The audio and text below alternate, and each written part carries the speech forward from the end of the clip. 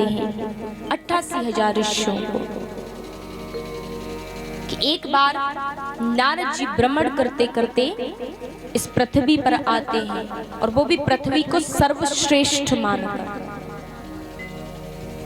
जब पृथ्वी पर आते हैं, पृथ्वी को सर्वश्रेष्ठ मानकर हर जगह जाते हैं, लेकिन मन को शांति नहीं मिली।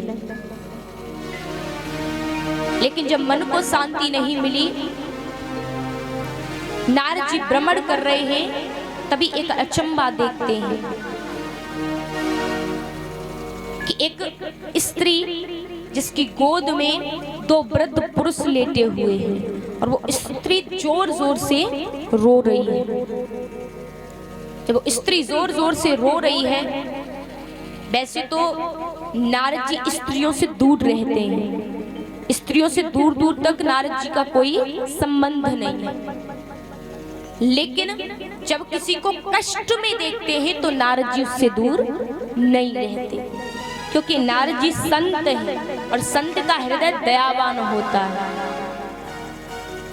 नारद जी ने जब उस स्त्री को रोते हुए देखा तो उसके पास जाते, उसके पास जाकर पूछते हैं, देवी क्या हुआ, तुम क्यों रोती हो? तो यहाँ पर वो स्त्री कहती है कि दोनों जो पुरुष आप देख रहे हैं, ये मेरे पुत्र हैं ज्ञान और वैराग्य, और मेरा नाम भक्ति है। और ये जो दोनों पुरुष आप देख रहे हैं, ये मेरे दोनों पुत्र ज्ञान और वैराग्य हैं, और ये दोनों वृद्ध हो गए हैं। अब ऐसा अचंभा आपने कभी देखा है कि माँ यौवन हो, जबान हो, और पुत्र बूढ़े हो जाएं? ऐसा तो संभव नहीं हो सकता। नारद जी अचंभित हो जाते हैं, विचार करते हैं ऐसा कैसे हो गया। पूछते हैं देवी इसका कारण। भक्ति माता कहती है कि मैं जब तक वृंदावन से बाहर थी, तब तक मेरे दोनों पुत्र ज्ञान और वैराग्य यौवन थे, यौवन यानी जवान थे। लेकिन जैसे ही ये वृंदावन में आए, वैसे ही ये दोनों वृद्ध हो गए और मैं यौवन हो गई, क्योंकि वृंदावन में भक्ति पाई जाती है, ज्ञान और वैराग्य बहुत कम मात्रा में पाया जाता है। नारद जी कहते हैं आप चिंता ना करें, हम अभी आपके दुख का निवारण किए देते हैं। नारद जी ने हाथ में जल लिया और मंत्रों का उच्चारण करके जल का छिड़काव करते हैं। जल का छिड़काव किया, कुछ देर के लिए ज्ञान वैराग्य का बुढ़ापा दूर होता है। उसके पश्चात वो फिर से उसी अवस्था में चले जाते हैं। तो उस अवस्था में चले जाते हैं तो अब नारद जी बड़े चिंतित तो होते हैं, मैंने वेद वेदांत का उच्चारण कर लिया। नारद जी कहते हैं भक्ति माता से कि आप यहीं रुकिए, मैं कुछ देर में वापस आता हूं। और नारद जी वहां से जाते हैं। जब जाते हैं तो उनकी भेंट सनत कुमारों से होती है, और जब सनत कुमारों से भेंट होती है तो यहाँ पर सनत कुमारों ने देखा कि नारद जैसा संत आज स्वयं दुखी है, क्योंकि जो दूसरों को प्रसन्न करता हो, अगर वो कभी दुखी हो जाए तो ये बात कहीं से भी अच्छी नहीं है। सनत कुमार कहते हैं कि आप जैसे संत आज स्वयं दुखी है, तो सबको प्रसन्न रखता है। पूछते हैं कारण क्या है। नारद जी सारा हाल बताते हैं। तो सनत कुमारों ने कहा कि अगर आपको ज्ञान और वैराग्य का बुढ़ापा दूर करना है, वृद्धावस्था दूर करनी है, और भक्ति माता के कष्ट की निवृत्ति करनी है, तो आप श्रीमद् भागवत कथा का आयोजन कीजिए। अब यहाँ पर सनत कुमारों से जब ये बात सुनी तो अब नारद जी कहते हैं कि मैंने तो वेद वेदांत का उच्चारण कर लिया।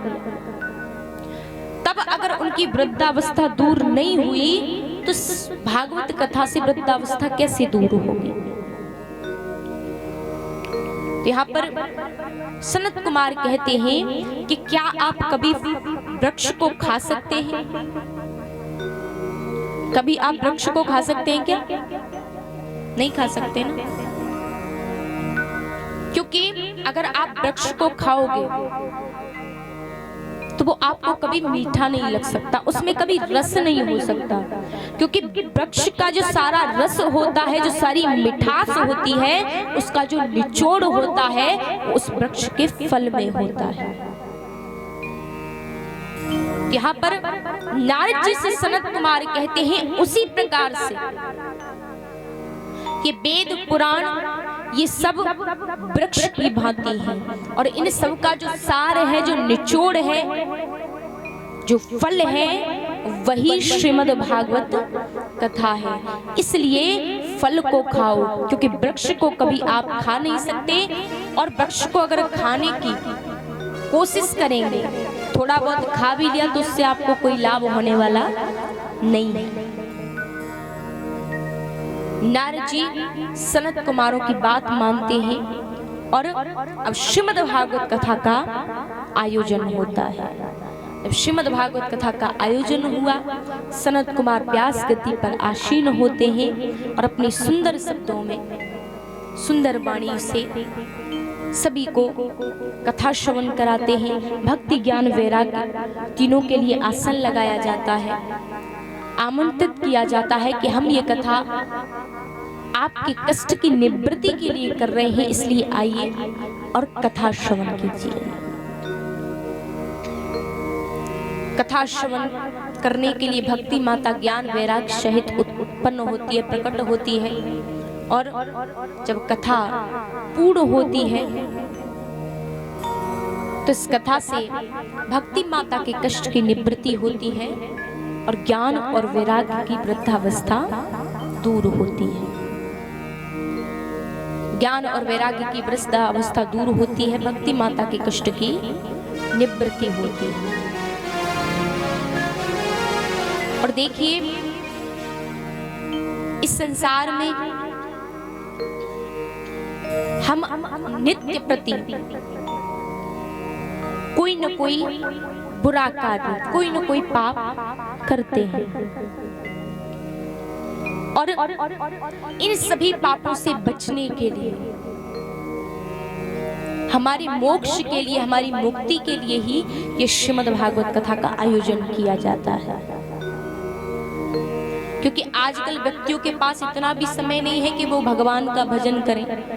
बाकी सब चीजों के लिए समय है, लेकिन भगवान के लिए समय नहीं है। और अगर किसी को भजन करने बिठाल भी दो तो वो कहे कि नींद आती है। अब नींद आती है भजन करने के लिए, लेकिन कभी ऐसा हुआ है कि आप नोटों की गड्डी गिन रहे हो तब आपको नींद आ जाए? ऐसा कभी हुआ? जब आपको नोटों की गड्डी दी जाए और कहा जाए कि इन्हें गिनना, गलती नहीं होनी चाहिए, क्या आपको नींद आएगी? वो इसलिए क्योंकि आप पैसे को अपना मानते हैं, लेकिन भगवान को अपना नहीं मानते। और भगवान को अपना मानना बहुत आवश्यक है। सबसे बड़ा सूत्र है मुक्ति का कि भगवान को अपना लो और भगवान को अपना कर उनकी शरण में चले जाओ और नित्य प्रति उनका गुणगान करो। और देखिए महाराज, तीर्थ दो प्रकार के होते हैं, एक स्थावर तीर्थ और दूसरे जंगम तीर्थ। स्थावर जो स्थित है और जंगम चलते फिरते तीर्थ। श्रीमद् भागवत कथा जंगम तीर्थ है, ये चल करके आती है।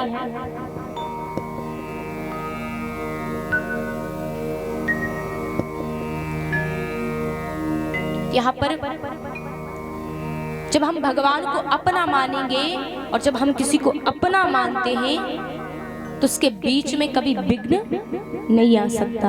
आप भगवान को अपना मानकर भजन कीजिए, कभी भी विघ्न उत्पन्न नहीं होगा, आपको कभी नींद नहीं आएगी। और मुक्ति के लिए भजन करना बहुत आवश्यक है और केवल यही जतन है। ये श्रीमद् भागवत कथा जंगम तीर्थ है, चलकर आता है।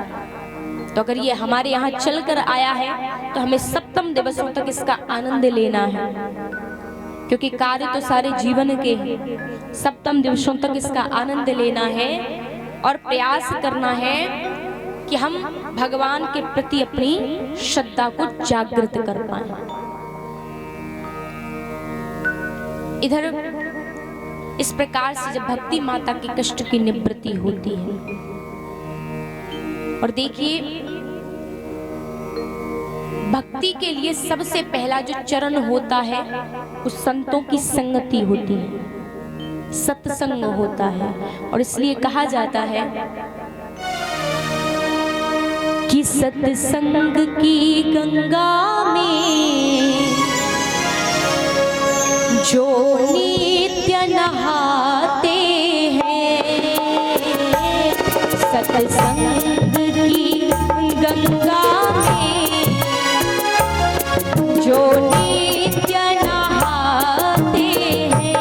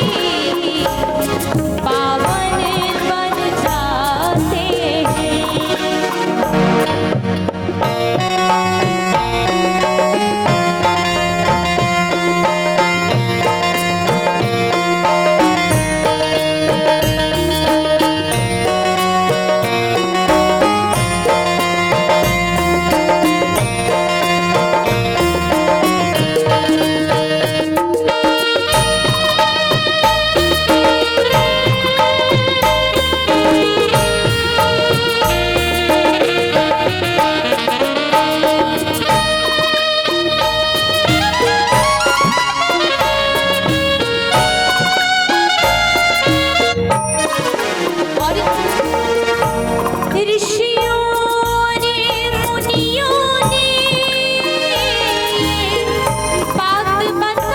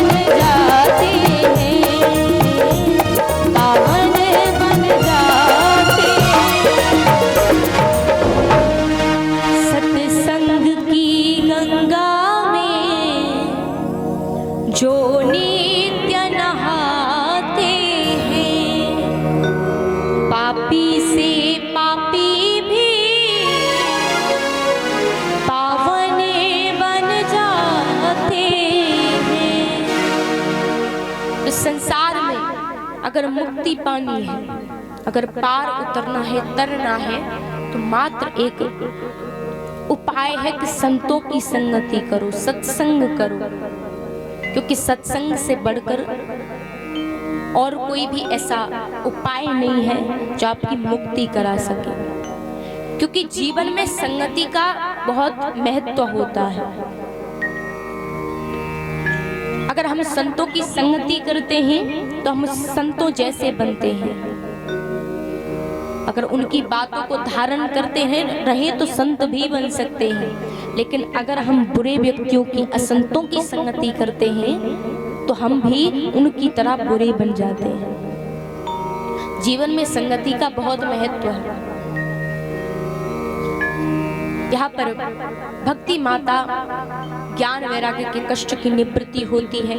लेकिन इसी बीच जब कथा श्री सनत कुमारों ने सुनाई नारद जी को, तो नारद जी ने जब कथा को सुना तो सनत कुमारों ने इसी बीच एक बात कही कि इस कथा से ऐसा व्यक्ति तर सकता है जिसने अपने जीवन में कभी कोई पुण्य ही ना किया हो, पाप करते करते मर गया हो और मर के भयानक प्रेत बन गया हो।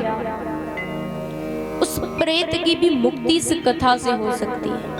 अब ये बात कुछ अटपटी लगती है नारद जी को। नारद जी विचार करे ऐसा कैसे हो गया, कोई प्रेत कैसे इस कथा से तर सकता है।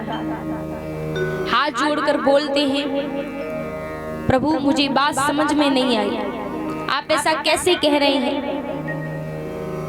यहाँ पर उनकी शंका को दूर करने के लिए सनत कुमार उन्हें एक उदाहरण देते हैं।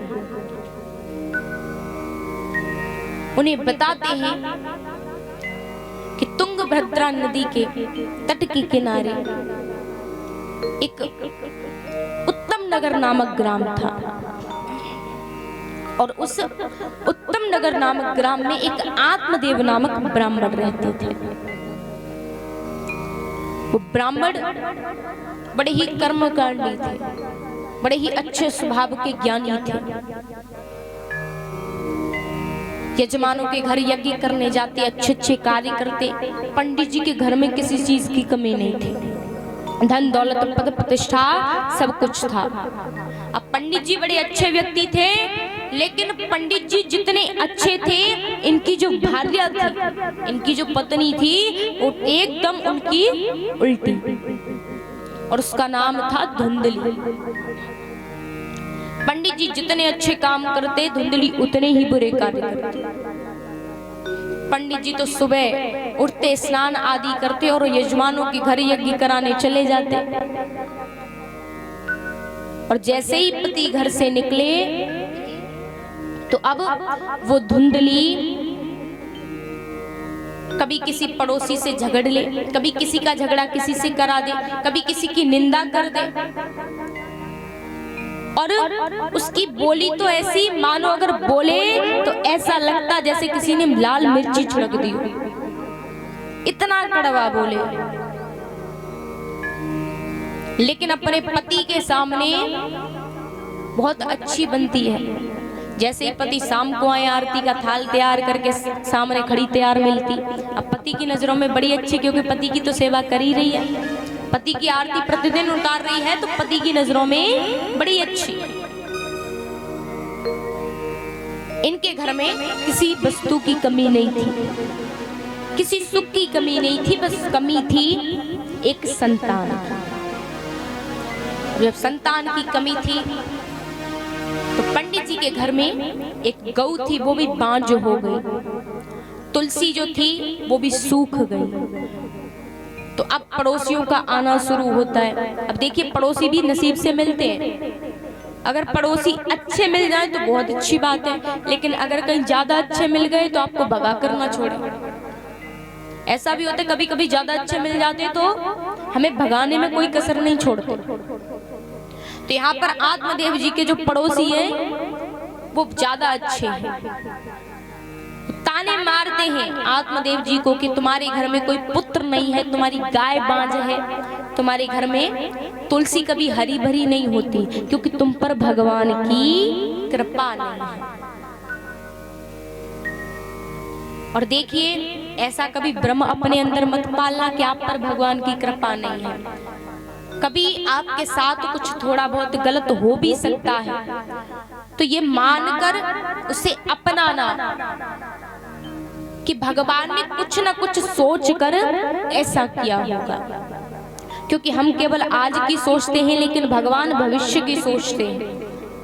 हम वो चाहते हैं जो आज हमारे लिए अच्छा है, लेकिन भगवान वो करते हैं जो हमेशा के लिए हमारे लिए अच्छा है।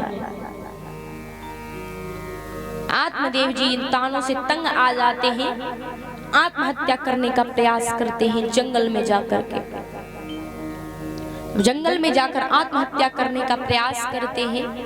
एक संत आते हैं, संत ने आकर पूछा, आप क्यों आत्महत्या करना चाहते हैं? तो यहाँ पर आत्मदेव जी कहे कि मेरे कोई संतान नहीं है। जब संतान नहीं है, मुझ पर भगवान की कृपा नहीं है।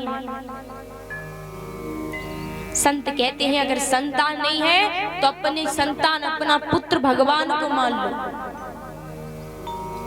भगवान से बढ़कर तो कोई नहीं है।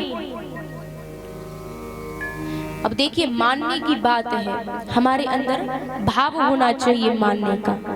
आप भगवान से वो रिश्ता रखिए जिस रिश्ते की आपके जीवन में कमी है। अगर किसी के भाई नहीं है, उस सच्चे मन से ठाकुर जी को भाई मान सकता है। जिसके पिता नहीं, वो पिता मान सकता है।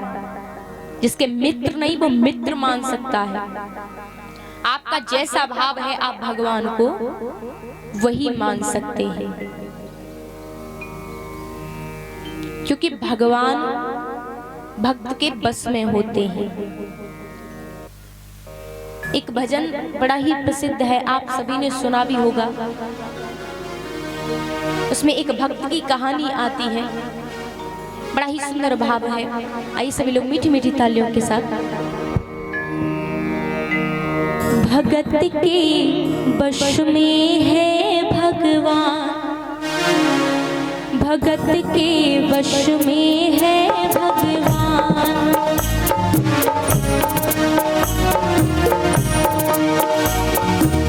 भक्त बिना वो कुछ भी नहीं है, भक्त बिना वो कुछ भी नहीं है। भक्त है उसकी जान, भगत के वश में है भगवान, भगत के वश में है भगवान।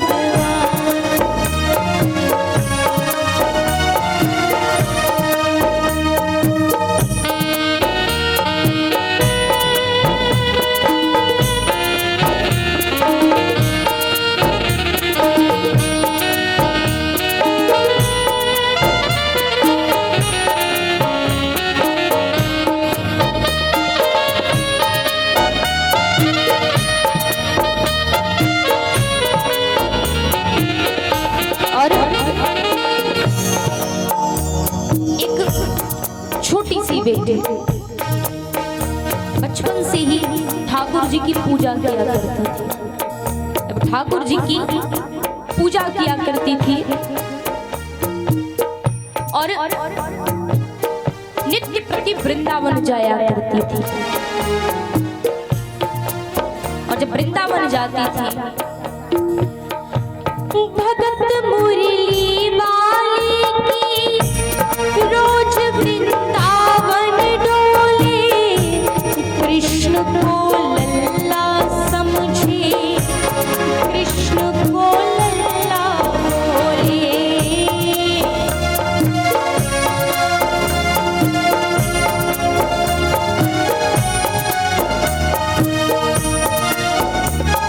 और शाम के प्यार में पागल हुई वो शाम दीवानी, अगर भजनों में ला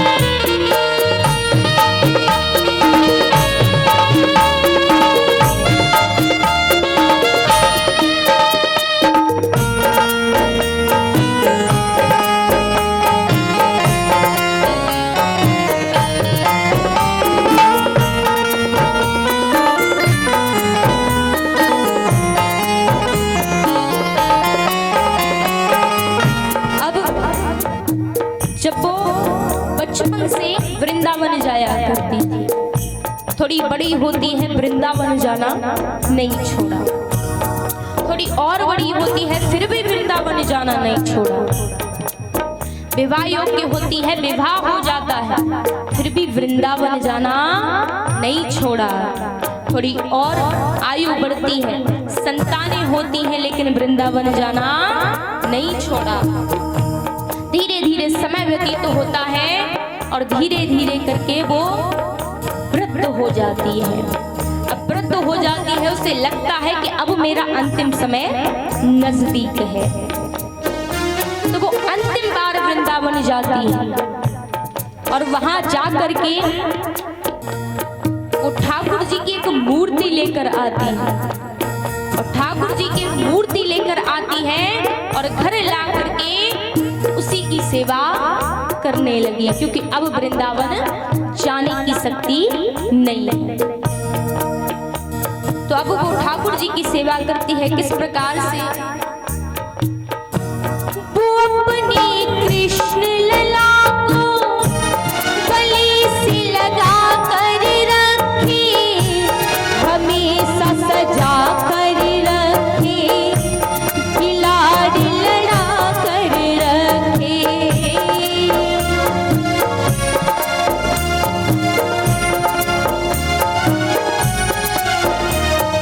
और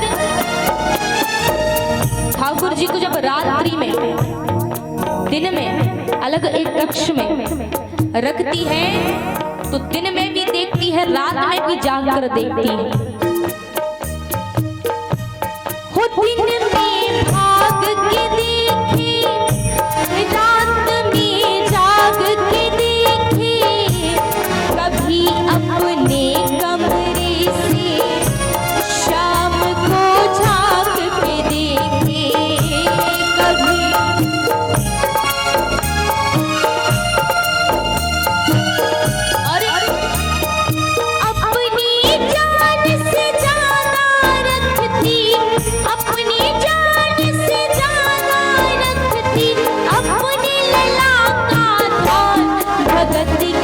वश में है भगवान, भगत के वश में है भगवान।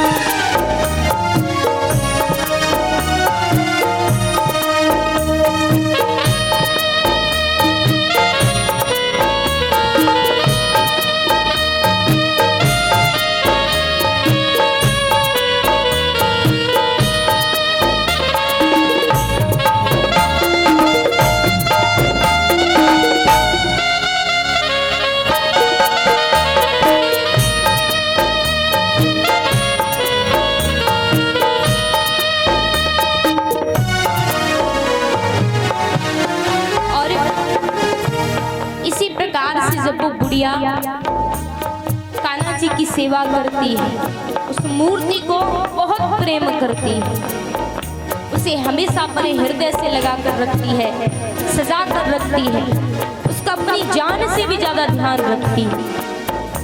एक दिन अचानक से उस बुढ़िया की तबीयत खराब हो जाती है, और जब बुढ़िया की तबीयत खराब हो जाती है और जन्माष्टमी का दिन था, लाला को स्नान कराने थे, स्नान करा के वस्त्र धारण कराने थे, चंदन का लेप करना था और लाला का भोग लगाना था। अब बुढ़िया की तबीयत खराब हो जाती है, उठा नहीं जा रहा, तो उस बुढ़िया ने अपनी बहू से कहा कि बेटा आज जन्माष्टमी है, तो मेरे लाला को स्नान करा दो, नए वस्त्र धारण करा दो, इसे चंदन लगा दो, इसका श्रृंगार कर दो और लाला को भोग लगा दो। अब जब इतने सारे काम बहू सुनती है तो कहती है कहाँ इस बुढ़िया ने इतने सारे काम दे दिए, मेरे पास तो पहले से ही बहुत कम काम थे, इसने ये इतने काम और बढ़ा दिए। अब अनमन से बिना मन के उस बुढ़िया की बहू ठाकुर जी को स्नान कराना आरंभ करती है, स्नान कराती है और स्नान कराने के बाद वस्त्र धारण कराती है, श्रृंगार करती है, ठाकुर जी को भोग लगाती है और भोग लगाने के बाद बिठा रही थी, तभी ठाकुर जी की मूर्ति उसके हाथ से गिर जाती। और जैसे ही वो मूर्ति गिरती है, बुढ़िया दूसरे कमरे में थी, अचानक से बुढ़िया का हृदय जोर जोर से धड़कने लगता है। बुढ़िया दौड़कर आती है और कहती है, अरे क्या हुआ क्या हुआ? बहू बेटों ने कहा, अरे कुछ नहीं हुआ, बस वो तुम्हारी मूर्ति जमीन पर गिर गई। जैसे ही सुना कि मूर्ति जमीन पर गिर गई थी, अब तो उस बुढ़िया का बुरा हाल हो जाता रोते रोते। और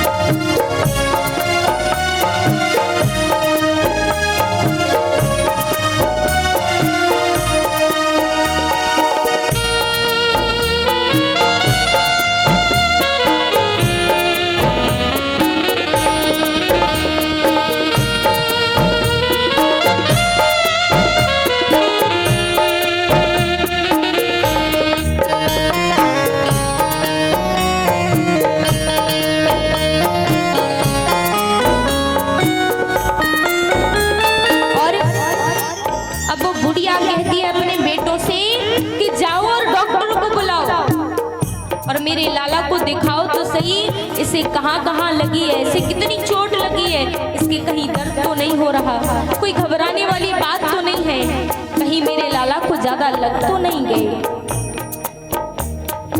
जब ऐसा कहा, अब घर वाले कहते हैं अरे ये मूर्ति है, इस मूर्ति को भला क्या लगेगी? बुढ़िया कहती है ये मूर्ति नहीं है, ये मेरा लाला है और ये इतने ऊंचे से गिरा है, इसे पता नहीं कितनी चोट लगी होगी। घर वाले परेशान हो जाते हैं, तो सबने कहा कि इसकी मन की शांति के लिए एक बार डॉक्टर को बुलाकर इस मूर्ति को दिखवा देते। डॉक्टर के पास जाते हैं, डॉक्टर से जब कहा, डॉक्टर कहे अरे पागल हो गए हो, अरे भला मूर्ति को क्या हो सकता है? उस बुढ़िया का बेटा कहता है कि मैं आपको दुगनी फीस दूंगा, लेकिन मेरी माँ की शांति के लिए एक बार बस उस मूर्ति को जाकर देख लो और मेरी माँ को कह दो कि वो बिल्कुल ठीक है। ऐसा कहा, डॉक्टर राजी होता है, पहुंचता है उस बुढ़िया के घर, और बुढ़िया के घर पहुंचा और जाकर के लाला की नब्ज को देखता है, और नब्ज को देखकर कहता है डॉक्टर, नब्ज को टटोल के बोला, ये तेरा लाल सही है, कसम खा कर कहता हूँ, कोई तकलीफ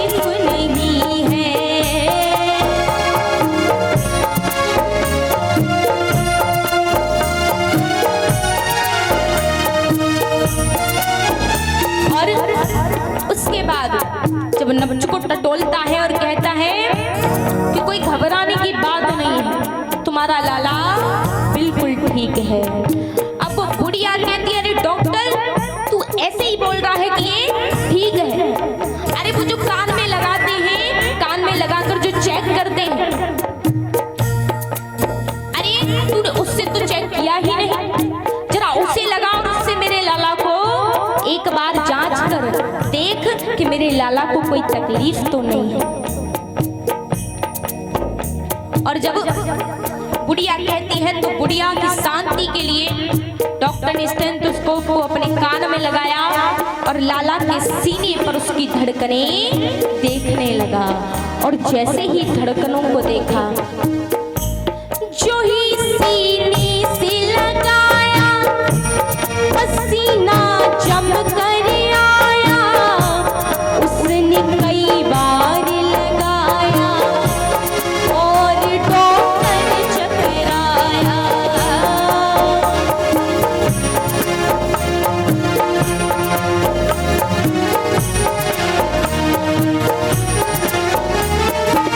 धड़क रहा लल्ला का सीना, धड़क रहा लल्ला का सीना, मूर्ति में थे प्राण भगत के वश में है भगवान, भगत के वश में है भगवान।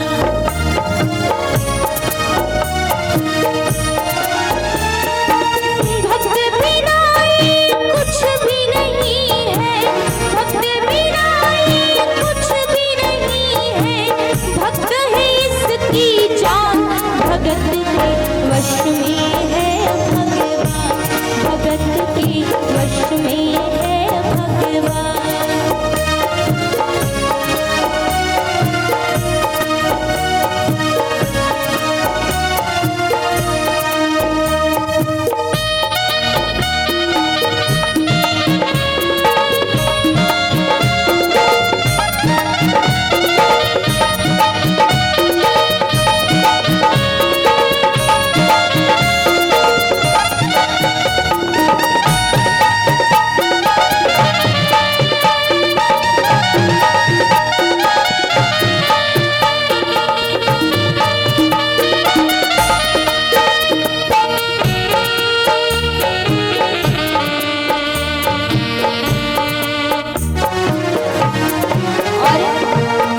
जब इतना सब कुछ होता है, उसके बाद डॉक्टर जब घर से निकलने लगा, ना ही अपनी फीस ली और ना ही उस डॉक्टर ने अपना बैग उठाया जो साथ में लेकर आया था।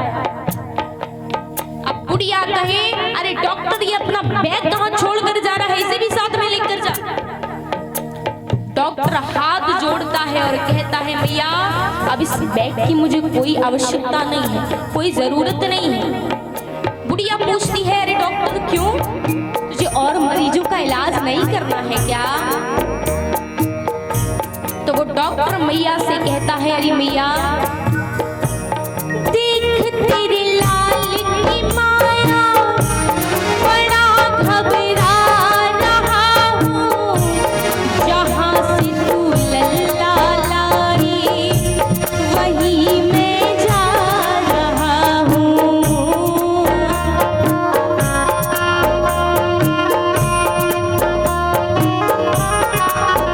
और लाल तेरा जुग जुग जी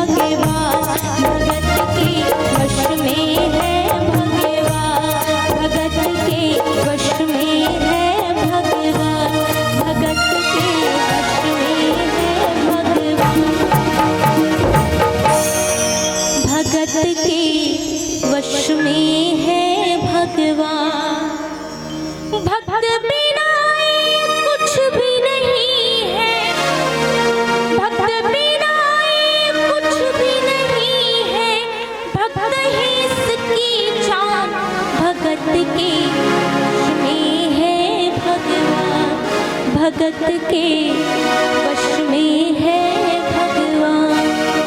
बोली कृष्ण कन्हैया लाल की। सभी लोग यथास्थान आरती के लिए खड़े हो जाए।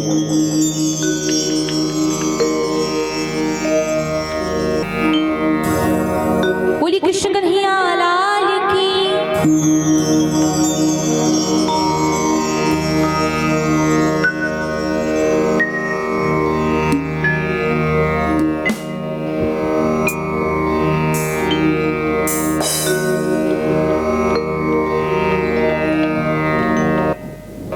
आइए सभी लोग मीठी मीठी तालियों के साथ।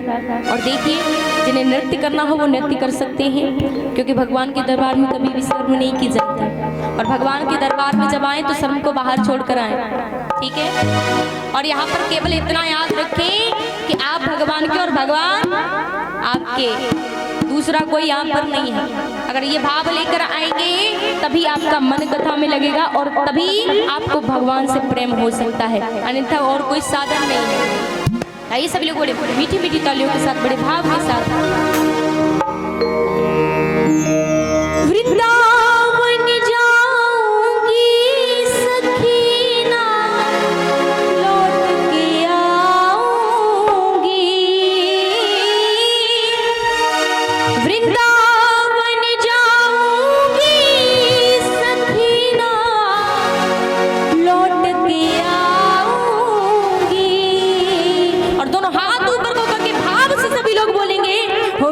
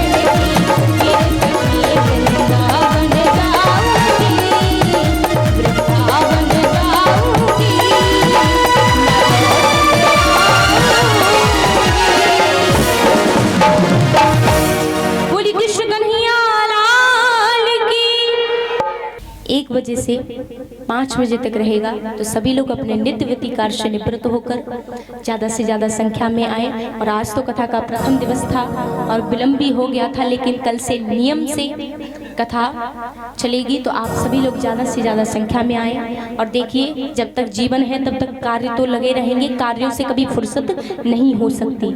इसलिए अपना अमोल समय निकाल करके आप सभी लोग कथा में अवश्य आए और इस कथा का रसास्वादन करके सभी लोग अपना जीवन कृतार्थ करें।